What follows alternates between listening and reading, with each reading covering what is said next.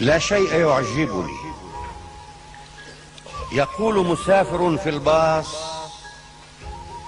لا شيء يعجبني، لا الراديو ولا صحف الصباح ولا القلاع على التلال، أريد أن أبكي. يقول السائق: انتظر الوصول إلى المحطة وابك وحدك ما استطعت.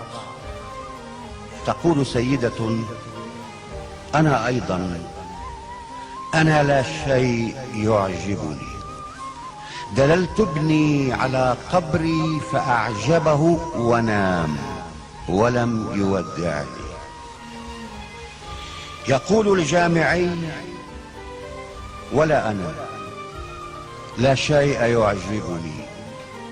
درست الأركيولوجيا دون أن أجد الهوية في الحجارة. هل أنا حقا أنا؟ ويقول جندي: أنا أيضا، أنا لا شيء يعجبني، أحاصر دائما شبحا يحاصرني.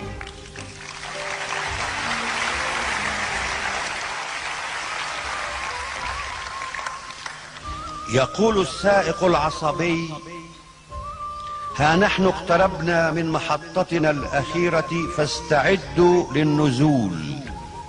فيصرخون: نريد ما بعد المحطة فانطلق.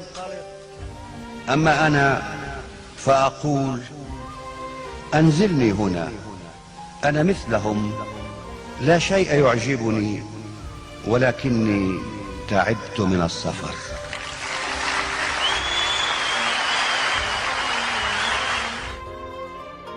أنا مثلهم، لا شيء يعجبني، ولكني تعبت من السفر.